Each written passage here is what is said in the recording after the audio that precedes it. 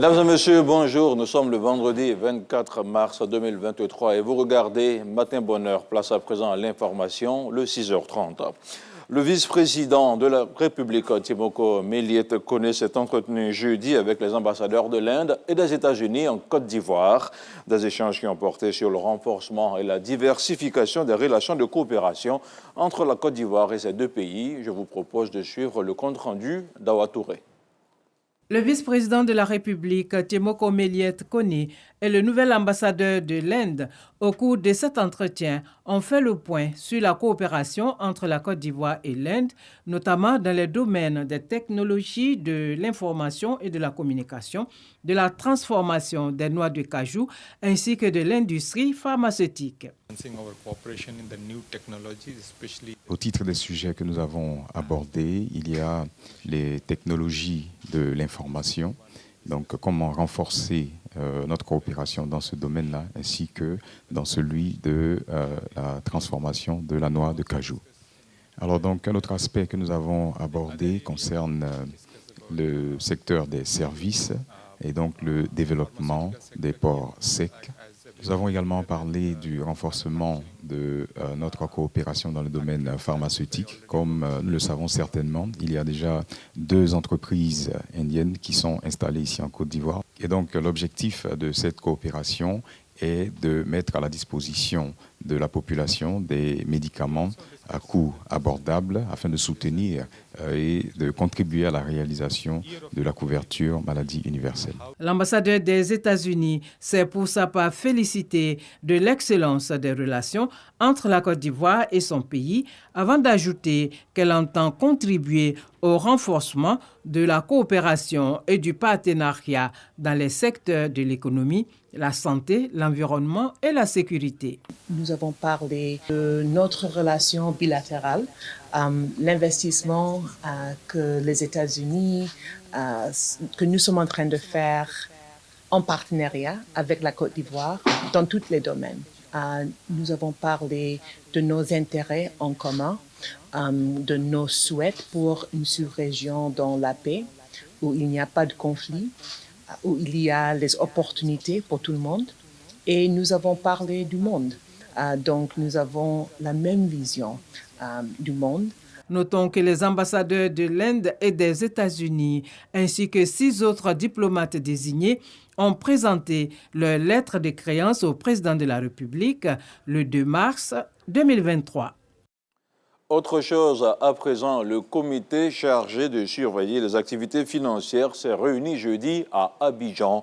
Il a statué sur le placement réalisé par une dizaine d'opérateurs de transport dans le milieu des taxis-compteurs. Ces derniers qui exercent sans agrément sont fortement soupçonnés d'arnaque. Je vous propose le compte-rendu de Lanciné Bakayoko. À cette session qui s'est déroulée à la Direction générale du Trésor et de la comptabilité publique, le comité de veille, dont le rôle est de surveiller les activités financières, a fait le point des investigations sur une douzaine de sociétés de transport opérant essentiellement dans le domaine des taxis-compteurs. Des sociétés de transport qui mobilisent l'épargne publique par placement sans avoir obtenu au préalable un agrément.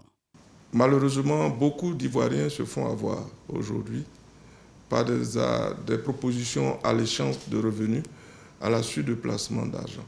Ces types d'opérations ont tendance à flouer les Ivoiriens, à dilapider l'épargne des Ivoiriens. On ne peut pas collecter l'argent de la population sans avoir reçu au préalable un agrément. Le placement de revenus étant réglementé, les sociétés de transport suspectes devraient pouvoir faire la lumière sur leur modèle économique.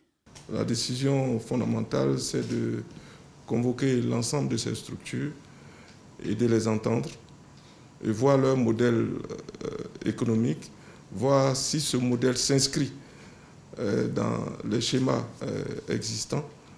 Et sinon, leur demander de mettre fin à ces opérations. En attendant, les populations sont appelées à la prudence face à cette activité de crédit qui s'apparente à l'agrobusiness. Chaque fois qu'il y a une annonce avec des conditions de rémunération qui dépassent le montant de votre placement, il faut savoir que c'est quelque chose de suspect, c'est anti-économique. On vous dit, vous placez 50 000 et puis on vous donne 100 000. C'est alléchant, mais c'est anti-économique et c'est porteur de risques. Donc il faut que la population fasse attention à ce genre d'activité. Parce que notre objectif, c'est de protéger la population et son épargne. Le comité de veille regroupe toutes les administrations en charge de la sécurité financière, entre autres la police scientifique, le Trésor public et le procureur de la République. Et puis, voici maintenant plusieurs mois que des travaux de construction d'ouvrages de drainage des eaux pluviales sont en cours dans la commune d'Abobo. À 5 mois de leur achèvement, le comité de pilotage s'est rendu sur les différents sites pour constater l'avancée des travaux. Le projet financé par la Banque mondiale à hauteur de 7 milliards de francs CFA affiche aujourd'hui un taux de réalisation d'exécution de 80%.